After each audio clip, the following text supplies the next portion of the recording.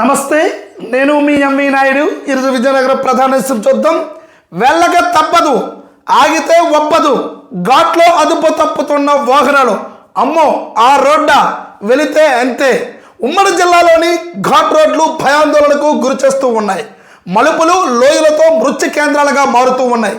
రైలింగ్లు లేకపోవడం, రక్షణ గోడల నిర్మాణ పనులు ముందుకు సాగకపోవడం తదితర కారణాలతో ఏమాత్రం అదుపు తప్పిన వాహనాలు బోల్తా పడుతున్న ఘటనలు వెలుగు చూస్తూ ఉన్నాయి. తాజాగా పాచిపెట్ట మండలంలోని కంగనాపల్లి వద్ద ఆర్టీసీ బస్సు కాలిపోయింది. ఏలనాటి సర్వీస్ కావడం, పైకెక్కే సామర్థ్యం లేకపోవడంతో ఇంజిన్లో పొగలు రేగాయి. దీంతో మంటలు వ్యాప్తి చెంది దగ్ధమైంది.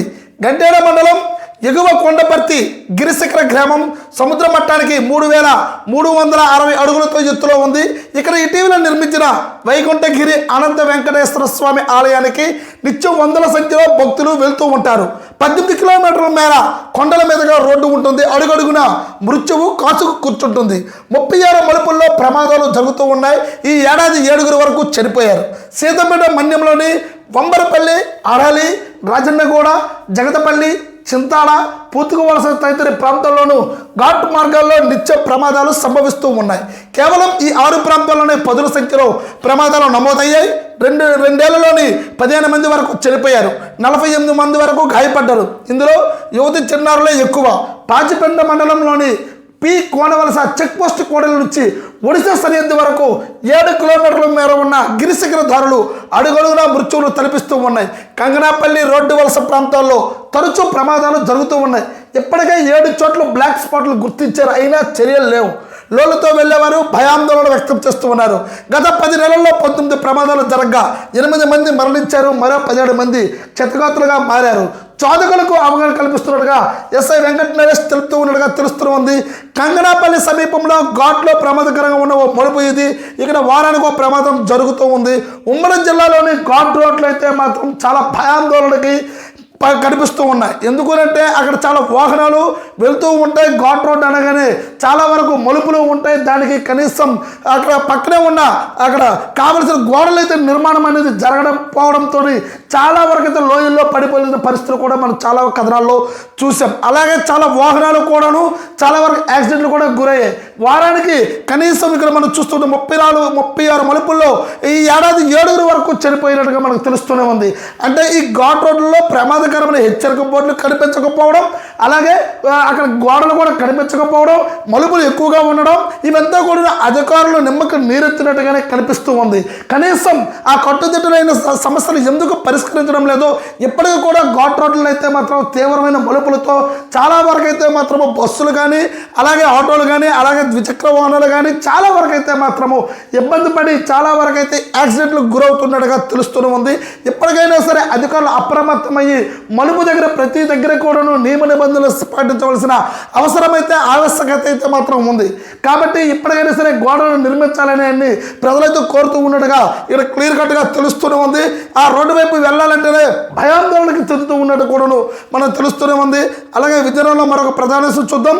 కదలవు మెదలవు ఆగిపోతున్న ఆర్టీసీ బస్సులు 1, 2 కాదు. ఉమ్మడి జిల్లాలోని పలు ఆర్టీసీ బస్సులు ఎక్కడికక్కడే ఆగిపోతూ ఉన్నాయి. ఏళ్ల నుంచి నడుస్తూ ఉండడం, నిర్వహణ మరమ్మతులు లేకపోవడంతో ఈ దుస్థితి నెలకొంది. అయినప్పటికీ సర్వీసింగ్ లేకుండా తిప్పేస్తూ ఉన్నారు. దీంతో ప్రయాణికులు తీవ్ర ఇబ్బందులు పడుతూ ఉన్నారు.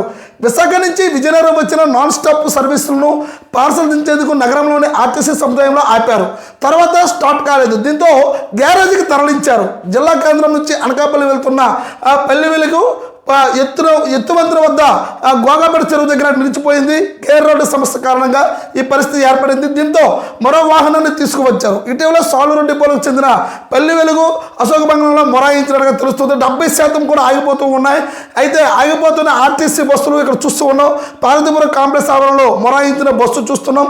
మన్యంలోని పాలకొండ, పార్వతీపురం, సాలూరు డిపోల పరిధిలో నిత్యం 264 సర్వీసులు తిరుగుతూ ఉన్నాయి. ఇందులో 12 వాహనాలు 15 ఏళ్ళ పైగా తిరిగేశాయి. మరో 20%, 20 ఏళ్ళు దాటినవి అన్నట్టుగా క్లియర్గా చెప్తూ ఉన్నట్టుగా తెలుస్తూ ఉంది. అయితే 1 కాదు 2 కాదు, ఉమ్మడి జిల్లాలో ఆర్టీసీ బస్సులు అయితే మాత్రము చాలా ఇబ్బంది పడుతూ ఉన్నారు ప్రయాణికులు. ఆర్టీసీ బస్సులు పల్లె వెలుగులు ఎక్కాలంటే మాత్రము ప్రయాణికులు అయితే మాత్రం చాలా భయాందోళనకి గురవుతున్నట్టుగా తెలుస్తూనే ఉంది. ఆర్టీసీ బస్సుకు ఎక్కామా, పల్లె వెలుగు బస్సులు ఎక్కడ ఆగిపోతాయో, ఏ గుమ్ములు ఆగిపోతాయో, ఏ గోతులు ఆగిపోతాయో, ప్రయాణికులు అయితే మాత్రము వెళ్ళవలసిన గమ్యానికి చేరడా అని అయితే మాత్రము ఆశ్చర్యానికే గురి చేస్తూ ఉన్నాయి. ఎందుకంటే ఈ మధ్యకాలంలో చూస్తూ ఉన్నాం, మొరాయించి ఎక్కడ పడితే అక్కడ ఆగిపోవడంతో సైడ్ తీసేయడం, తర్వాత ప్రయాణికులు వేరే బస్సుకు వెళ్ళడం, లేకపోతే వాళ్ళ గమ్యానికి సమయానికి చేరకపోవడం. దీని ప్రధానమైన కారణము 15 ఏళ్ళు 20 ఏళ్ళు కాలం నాటి బస్సులు ఇంకా సర్వీసులతో ఇంకా తిప్పివేయడంతో చాలా వరకు ఇబ్బంది పడుతూ ఉన్నట్టుగా తెలుస్తూనే ఉంది.